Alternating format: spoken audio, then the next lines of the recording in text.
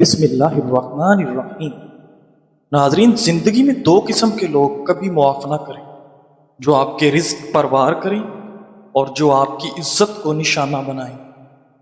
ناظرین، حضرت یعقوب علیہ السلام نے حضرت یوسف علیہ السلام کو اپنا خواب تک اپنے بھائیوں سے چھپائے رکھا۔ کس ڈر سے؟ حسد کے ڈر سے۔ اور آج ہم وہ لوگ ہیں جو اپنی ہر عزیز چیز کا دکھاوا دنیا کے سامنے کرتے پھرتے ہیں اور پھر رونا روتے ہیں اپنے نقصان کا۔ نبی کریم صلی اللہ علیہ وآلہ وسلم کے وصف کے بارے میں کہا گیا ہے کہ آپ صلی اللہ علیہ وآلہ وسلم کی بات چیت شیریں اور باوقار تھی۔ جب خاموش رہتے تو وقار ان پر چھا جاتا، اور جب گفتگو فرماتے تو روب و جمال جھلکتا۔ آپ ہمیشہ خوش روح، نرم مزاج تھے، سب سے زیادہ مسکرانے والے اور سب سے زیادہ غصے سے دور رہنے والے تھے۔ وہ اللہ جو تمہارے گناہوں کو تمہارے چہرے پر ظاہر نہیں کرتا، کیا تمہیں لگتا ہے اس سے زیادہ کوئی تم سے پیار کر سکتا ہے؟ اگر تم گناہ کرو یہاں تک کہ تمہارے گناہ آسمان تک پہنچ جائیں، پھر تم توبہ کرو تو اللہ تعالیٰ تمہاری توبہ قبول کرے گا۔ ناظرین، انگور جسم کے تمام اعضاء سے بیماریاں کھینچ لیتا ہے۔ جن لوگوں کا معدہ اکثر خراب رہتا ہے ان کے لیے انگور کا استعمال نہایت مفید ہے۔ ناظرین، ناخنوں میں پلاہٹ ظاہر ہونا اس بات کی علامت ہے کہ آپ کے بدن میں خون کی کمی ہے۔ سونف والا دودھ رات کو سونے سے قبل پی لو، آپ کا رنگ گورا ہو جائے گا۔ پانی کم پینے سے ہاتھ، پاؤں اور ہونٹ کالے رہتے ہیں۔ کھجور ہاضمہ ٹھیک کرتا ہے، معدے کی سوزش اور دل کے درد میں نہایت مفید ہے۔ ناظرین، جو چیز تم سے رہ گئی وہ تمہارے لیے پیدا نہیں کی گئی، اور جو چیز تمہارے لیے پیدا کی گئی وہ تم سے کبھی رہ نہیں سکتی۔ ناظرین، کھانا کھا کر سو جانے کی عادت سے موٹاپا انسان کو جلدی گھیر لیتا ہے۔ صبح نہار میں گھاس پر چلنے سے نظر تیز ہوتی ہے۔ چہرے کا رنگ کالا پڑنے لگے تو چہرے پر کھیرے کا رس لگاؤ، چہرہ سفید گورا ہو جائے گا۔ ناظرین، جو لوگ اپنا وزن کم کرنا چاہتے ہیں وہ چکنائی والی چیزیں کثرت سے نہ کھائیں۔ چائے کے بعد پانی پینے سے اجتناب کریں، ورنہ آپ کے دانت کالے ہو جائیں گے۔ ناظرین، سر کے بالوں میں لیمو کا رس لگانے سے بالوں میں چمک آ جائے گی اور خشکی ختم ہو جائے گی۔ روزانہ صرف 3 کھجور کھانے سے جسمانی کمزوری سے چھٹکارا مل جائے گا۔ ناظرین، انسان کو محنت سے اتنی تھکاوٹ نہیں ہوتی جتنا لوگوں کے رویے اسے تھکا دیتے ہیں۔ اگر بھوک نہ لگنے کا مسئلہ ہو تو سیب کا سرکہ استعمال کریں اور آم کا اچار کھا لو۔ جب انسان یقین رکھتا ہے کہ جو کچھ ہوا ہے وہ اللہ کے حکم اور علم سے ہوا ہے تو وہ پریشان نہیں ہوتا اور دل میں مطمئن رہتا ہے۔ صبح چہل قدمی کیا کرو، یہ دل کی دھڑکن کو نارمل رکھتا ہے اور دل کی بیماریوں سے بچاتا ہے۔ نہانے سے قبل سر کے بالوں کو الگ سے دھو لیا کرو، اس سے بالوں کی سختی دور ہوگی اور بال نرم بھی ہوں گے۔ کیلے کا جوس پینے سے دماغ فریش ہوتا ہے۔ بند گوبھی کھا لیا کرو، یہ موٹاپا کم کر دیتی ہے۔ ناظرین، گلاب کا پھول سونگھ لینے سے ذہنی دباؤ میں کمی آئے گی۔ گھر میں نیلے کلر کا پینٹ کروائیں، گھر میں مچھر اور حشرات کبھی داخل نہیں ہوں گے۔ ناظرین گرامی، عرب کے لوگ کہتے ہیں صاحب فی الدنیا کا من تحب ان تلقاہ فی آخرتک، اس دنیا میں اس سے دوستی کریں جس سے آپ آخرت میں ملنا پسند کریں۔ کمزور افراد روزانہ کیلا کھانا شروع کر دیں، ان کا وزن بڑھنا شروع ہو جائے گا۔ ناظرین، کھانا کھانے کے بعد ضرور چہل قدمی کریں، چاہے کانٹوں پر ہی کیوں نہ چلنا پڑے۔ ناظرین، جو لوگ اپنا وزن کم کرنا چاہتے ہیں وہ کھانے کے بعد سونے سے گریز کریں، چکنائی والی چیزیں کم سے کم کھائیں، اور کھانے کے بعد 50 कदम वॉक लाजमी करें। नाजरीन ग्रामी, जोर जोर से हंसने वाले खुद एतमाद और तवज्जो के पसंद होते हैं। दूसरों की हंसी पर हंसने वाले नरम दिल और मुखलिस होते हैं। हंसते वक्त बार बार चेहरा छुपाने वाले शर्मीले और खुद में गुम रहने वाले होते हैं। आंखों में चमक के साथ हंसी असल खुशी की अलामत है। बगैर आवाज की हंसी रखने वाले अक्सर दिल के राज छुपाते हैं। हर बात पर हंसने वाले अक्सर जज्बाती अदम तवाजुन का शिकार होते हैं। मसनूई हंसी वाले अंदर से थके या दबाव में होते हैं। हंसी के साथ जिस्म को बहुत हिलाने वाले पुरजोश और बेसाख्ता फितरत के मालिक होते हैं। तंजिया अंदाज में हंसने वाले अक्सर एहसास बरतरी या अंदरूनी अदम तहफ़्फ़ुज़ रखते हैं। नाज़रीन ग्रामी, हज़रत इमाम मालिक रज़ी अल्लाह तआला अन्हु फरमाते हैं, तवाज़ु और तकवा दीन में है, ना कि लिबास में। इल्म से पहले हलम सीखो, रिज़्क़ हलाल की तलाश लोगों का मोहताज बनने से बेहतर है। हिकमत एक नूर है जिसे रब ताला अपने बंदे के दिल में डाल देता है। नाज़रीन, धनिया के बीज रात भर पानी में भिगोकर सुबह पी ले। धनिया को चटनी या सलाद में ज़रूर शामिल करें। धनिया बेचैनी और बेख्वाबी को कम करने में मददगार साबित हो सकता है। धनिया के अरक में कुदरती तौर पर सुकून करने वाली खुसूसियात पाई जाती हैं जो असाब को सुकून देती हैं। धनिया शुगर के मरीजों के लिए मुफीद है। ये इंसुलिन के अफ़ाल को बेहतर करता है और खून में शक्कर की मिकदार को मुतवाज़न रखने में मदद देता है। नाजरीन, ये लबे लबे को इंसुलिन खारिज करने पर उबारता है जिससे शुगर लेवल कंट्रोल रहता है। अदरक शुगर को कम करने में मददगार है और ये सोजिश को भी मौसर अंदाज में कम करता है। मुल्तानी मट्टी जिल्द के साथ साथ बालों की सेहत के लिए भी फायदेमंद है। जिल्द के तमाम मसाइल का इलाज इसमें मौजूद है। मुल्तानी मट्टी न सिर्फ जिल्द की रंगत को निखारती है बल्कि जिल्द के बहुत से मसाइल जैसे खारिश, जलन से भी राहत पहुंचाती है। नाज़रीन, अगर आप चाहते हैं कि आपके चेहरे का रंग साफ सुथरा हो तो उसके लिए 2 चमचे मुल्तानी मट्टी दूध में मिक्स करके चेहरे पर लगाएं। नाज़रीन, अगर आप खुश्क दूध में मुल्तानी मट्टी और नींबू का रस मिक्स करके चेहरे पर रोज़ाना 20 मिनट तक लगाएंगे तो इससे जिल्द तरोताज़ा भी हो जाएगी और रंग भी निखर जाएगा। मुल्तानी मट्टी से जिल्द को ठंडक महसूस होती है, इसलिए अगर इसे चेहरे पर लगाया जाए तो ये सूजन में आराम देती है। मुल्तानी मट्टी मुर्दा खुलियों को हटाने में भी कारआमद साबित होती है। नाजरीन, माहिरीन सेहत के मुताबिक अगर आपको कोई चोट लग जाए और फौरी तौर पर फर्स्ट एड ना मिल सके तो करना यह है कि उसे पानी से धोने के बाद उस पर चंद कतरे शहद लगाएं और उसके बाद देसी घी लगाकर छोड़ दें। इस नुस्खे के ऐसे जादुई नताइज मिलेंगे कि आप खुद हैरान रह जाएंगे। कच्चे टमाटर के बीज पथरी का सबब बन सकते हैं, ताहम जिन लोगों को गुर्दे के मसाइल नहीं हैं उन्हें डरने की जरूरत नहीं, वो टमाटर खा सकते हैं। लेकिन इस बात का ख्याल रखें कि उनका इस्तेमाल मुनासिब मिकदार में किया जाए। इस बात का भी ख्याल रखें कि टमाटर के साथ दीगर ग़िज़ाएं भी खाएं। उसे अकेले और ज़्यादा मिकदार में खाने से मसाइल पैदा हो सकते हैं। नाज़रीन गिरामी, इमाम बग़वी रहमतुल्लाह अलैह फरमाते हैं कि मैं एक मरतबा काज़ी शरीक की खिदमत में बैठा था कि उनके पास खलीफा महदी का बेटा आया और टेक लगाकर उनसे हदीस पूछी। आपने उसकी तरफ कोई तवज्जो न दी।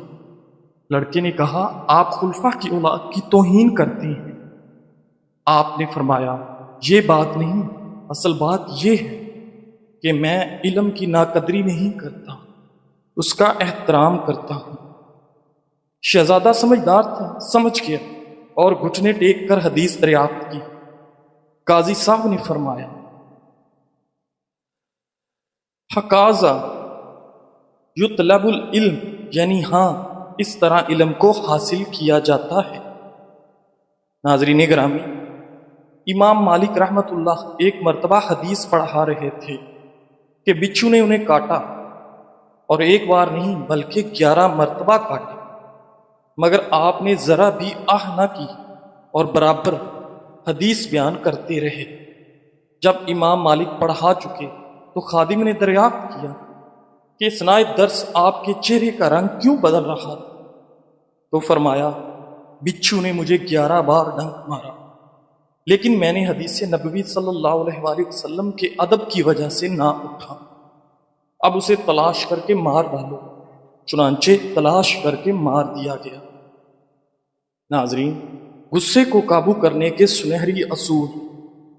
غصہ ایک فطری جذبہ ہے، لیکن اگر کنٹرول نہ کیا جائے تو تعلقات اور صحت دونوں کو نقصان پہنچاتا ہے۔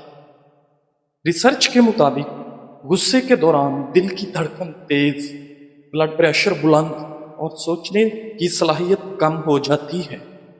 اگر آدمی لمحہ بھر رک جائے تو دماغ کو ٹھنڈا ہونے کا موقع ملتا ہے اور بڑے نقصان سے بچا جا سکتا ہے۔ نبی اکرم صلی اللہ علیہ وآلہ وسلم نے فرمایا، طاقتور وہ نہیں جو کشتی لڑنے میں طاقتور ہو، بلکہ طاقتور وہ ہے جو غصے کے وقت اپنے نفس پر قابو رکھے۔ صحیح بخاری۔ ناظرین کرامی، ایک اور حدیث میں ہے، جب تم میں سے کسی کو غصہ آئے تو اگر کھڑا ہو تو بیٹھ جائے، اور اگر بیٹھا ہو تو لیٹ جائے۔ سنن ابو داؤد۔ ناظرین، وضو کرنا بھی غصہ ٹھنڈے کا بہترین طریقہ ہے، کیونکہ غصہ آگ سے ہے اور آگ کو پانی ہی بجھاتا ہے۔ ایک شوہر تھکا ہوا گھر آتا ہے، کھانے میں نمک زیادہ ہو تو فوراً غصے میں آ جاتا ہے۔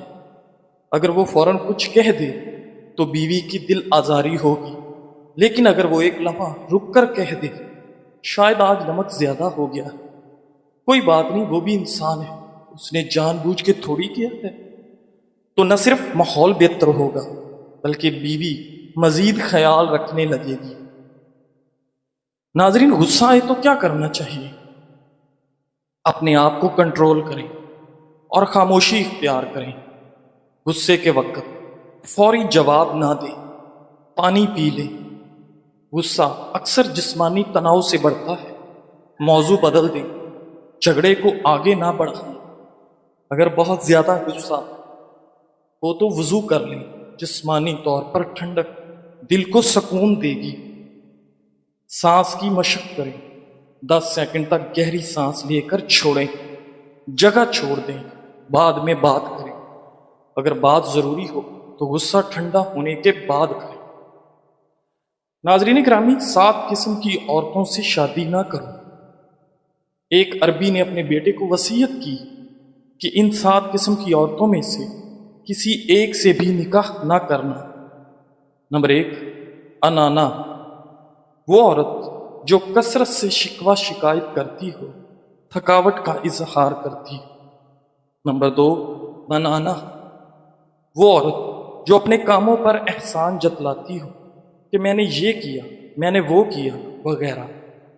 نمبر 3، حنانا، وہ عورت جو اپنے پہلے خاوند کا ذکر کرتی رہتی ہو، یعنی میرا پہلا شوہر ایسے کرتا تھا، ویسے کرتا تھا، اس میں یہ اچھائی تھی۔